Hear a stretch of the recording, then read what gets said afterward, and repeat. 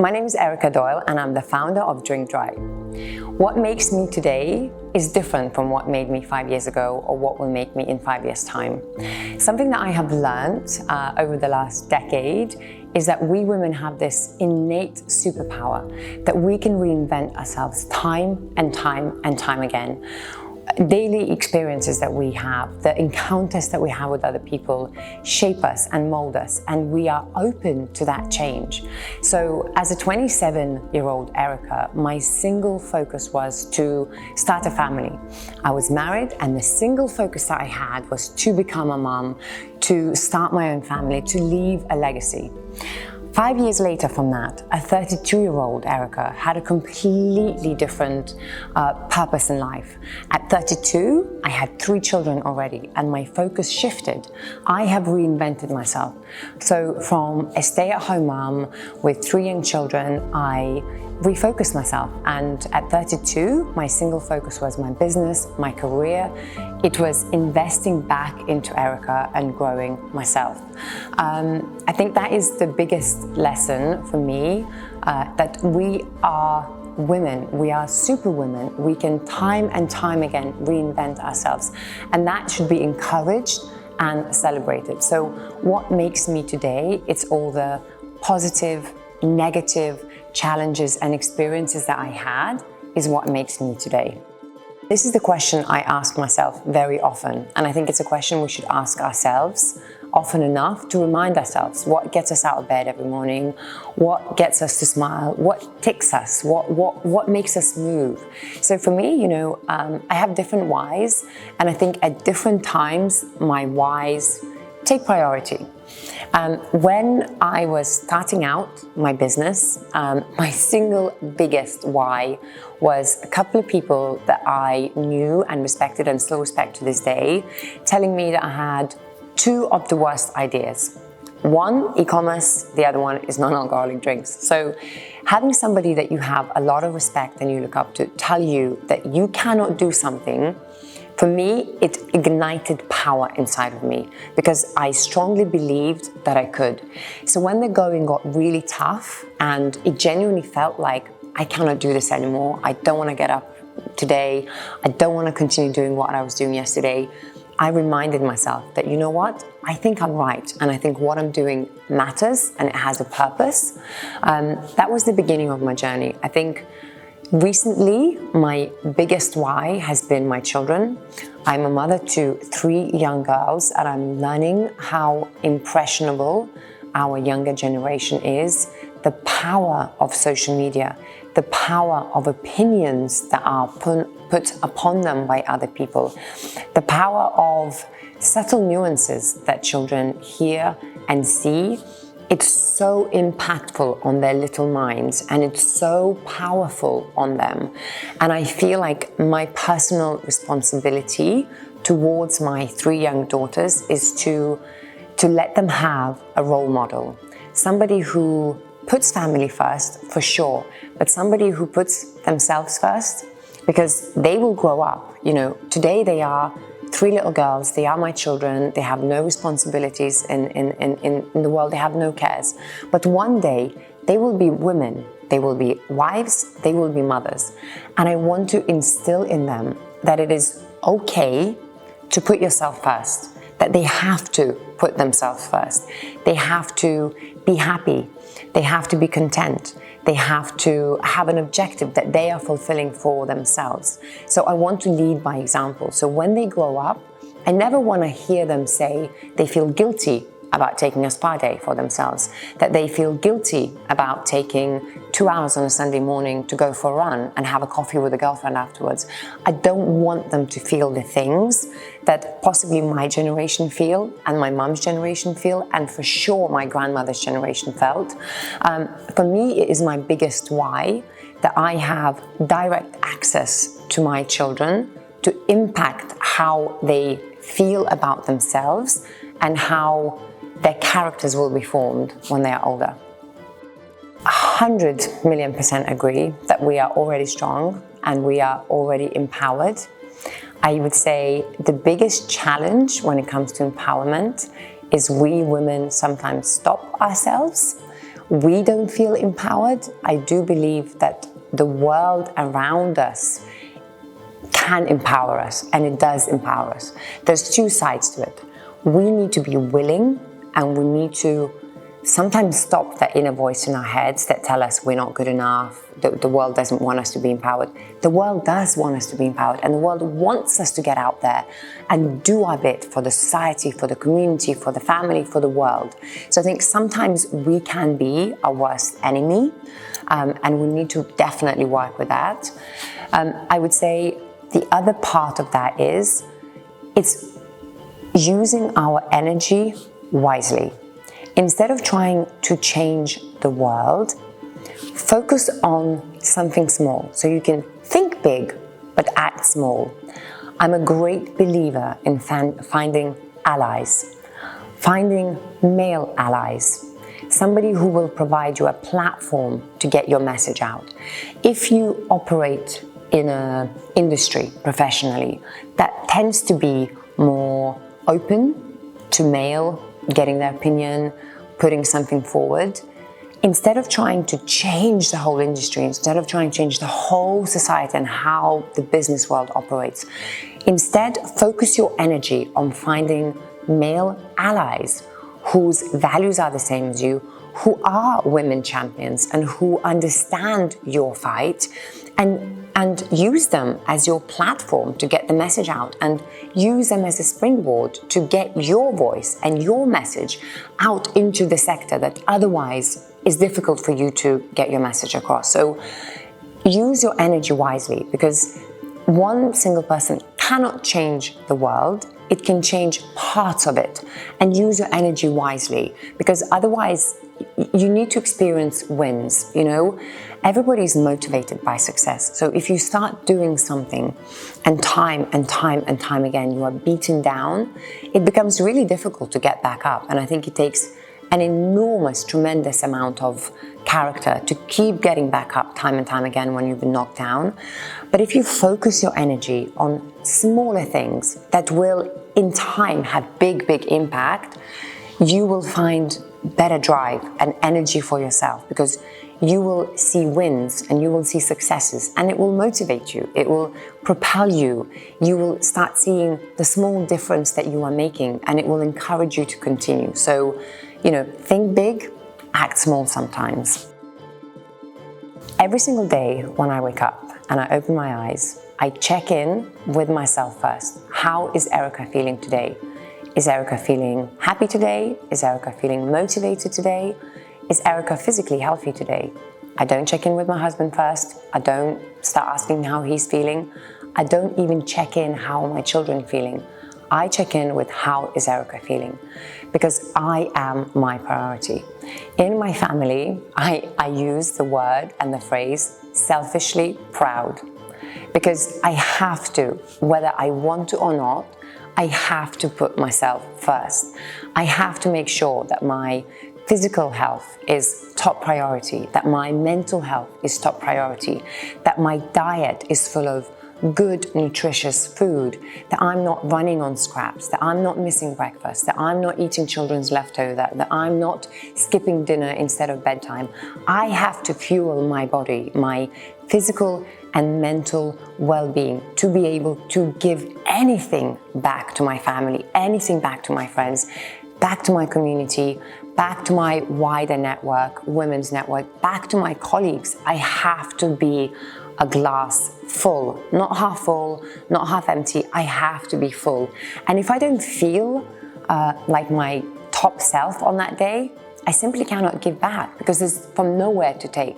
So for me, my health is my absolute top priority, and health incorporates a lot of different things. It's great diet, it's physical exercise. I have a routine whereby I never skip breakfast, I never skip lunch, and I never skip dinner. It might be improvised version, but I have to make sure that I fuel my body with good, nutritious food, just the same as I do with my children. You know, we mothers spend so much time looking on social media following foodie influencers, taking screenshots of what children's nutritious lunch should look like, what their bento boxes should look like, what their lunch boxes should look like. But how much time do we spend planning our own meals to make sure that we are nurtured? A second really important part for me is my physical exercise, because there is a direct, not an indirect, a direct correlation on how I will feel that day physically and mentally. So as a minimum 2 or 3 times a week, I check in with my personal trainer. We spend an hour together, and on some days where I'm feeling full of energy, where I've had great sleep, where I've had a great week, I might do a really intense training session, because that's what my body is ready to do and my body is willing to do. On some days, I'm feeling tired, I didn't have enough sleep, and we simply do some rehab exercises. If I have a painful back, we simply work very slow exercise on that, and I make sure that I run. I am a runner. For me, running is my medicine. It is something that cures my busy head. I'm a worrier, I'm an overthinker, and if I don't do something with my body that helps my brain slow down, take a deep breath, I'm in trouble. So for me, physical exercise has a huge direct impact into how I feel day in, day out. I would say whenever I look at what can be done for the future, it's always important to look at things 2 ways. Short term, what can I do now to have a substantial impact on tomorrow? And what can I do for the next decade, maybe 2 decades, to have a really powerful impact? So I would say my long-term vision here would be, we as women, particularly women who are mothers, have incredible power in influencing our children, who is the generation that will come after us. So whether you are mothers of boys or girls, it is our time now to change the perception, change the messaging of the men and women of tomorrow. So if you are a mother of boys, teach them that there is no difference between men and women in the world of business. No difference in their capabilities, in their capacities, in the way they can do things, that they are equal. If you are mothers of little girls, teach exactly the same. Let's not make the mistake that women before us made, where they were teaching girls to be obedient and convenient and smile, and not necessarily do what we felt innately we were born to do. So we have a huge power to influence the future generation of men and women over a long period of time. As a business leader today, I also want to make impact that people around me, and particularly women around me, can benefit from. I am in a really fortunate position to be an employer, and I get to employ people. My absolute go-to profile of a candidate is a working mum, because they are superhumans. They are absolute superhumans. They can multitask, they can think 5 different things at the same time. They just have this innate power in them. So if you are in a position to offer employment to other people, I know from experience that working mums, particularly working mums with small children, do get marginalized in a workplace because employers see them as inconvenient. Employers see them as inconvenient because they have to take them off when children are sick. They have to take them off during school holiday. So be that different person, be that different employer where you choose to employ these superwomen because you trust them and you trust the multitasking environment. I am really proud and fortunate to say that I have 4 other working mums in my company next to me, and between us we have a combined number of 9 children, anything ranging from a small baby, 6-month-old, to a 7-year-old little boy. And it's incredibly important that you provide the environment where these women can flourish. Offer flexi work, Offer them the option of do their school pickup or school drop-off. Offer them the option of working from home in the afternoons. Offer them the option of working at the weekend or the evening time. As long as they get the work done, you are benefiting from them. You know, I think the other big elephant in the room when it comes to the world of business that we don't always discuss is different maternity leave requirements for different women. Of course, we have to have standard maternity leave where you know that you are entitled to a certain number of days, you know that you are entitled to certain things, that you have comfort and security in that. But if you are an employer and you do have a woman who's working for you and she has fantastic adventure in front of her where she's becoming a mother and she's expecting and she's going to become a mother, be flexible, because maternity leave for each woman looks different. I've had 3 children and my maternity leave with all of my 3 children look different. With my first one, I needed 6 months off. I needed to spend time with my child. I needed that time. I wanted to be a stay-at-home mom, and I needed time to recover physically, emotionally, and mentally. Fast forward my experience with my 3rd child, when I was already a business owner, I went back to work 2 days later. It's not something I say to be proud of or other women to look up to. I say that to differentiate because I was ready. I was happy to go back to the office 2 days after I gave birth because I had an easy birth and I was ready. My brain was there. It was my time to shine and I was prepared to do that. So when you are embracing your women employees going through the journey of becoming mothers, work with them and offer them flexible maternity leave. And I tell you from experience that the more flexibility you give to people, the more reward you will get back. So when it comes to my own personal fitness, for me, the success is in the planning. I have to make sure that I plan out my week, that I arrange the time, the date, the place, that I will be investing in myself, that I will be giving myself the time and the space to exercise. So I make sure that every weekend I plan out my week. I know exactly the date that I will be running. I know exactly the date that I'll be meeting my girlfriends for a HIIT class. I know exactly the day that I'll be going to a crank spinning class or I'll be going to a yoga. Because if I don't plan, I know that other things will take priority. So don't be afraid to put yourself first and say, this coming week, I'm giving myself 4 to 5 hours of me time and exercise time and physical activity time.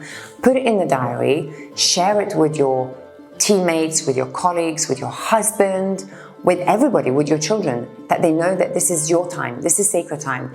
They cannot put a meeting in with you that time. Your husband cannot ask you to go shopping with him. Nobody can interrupt on that time. So make sure that you plan for success.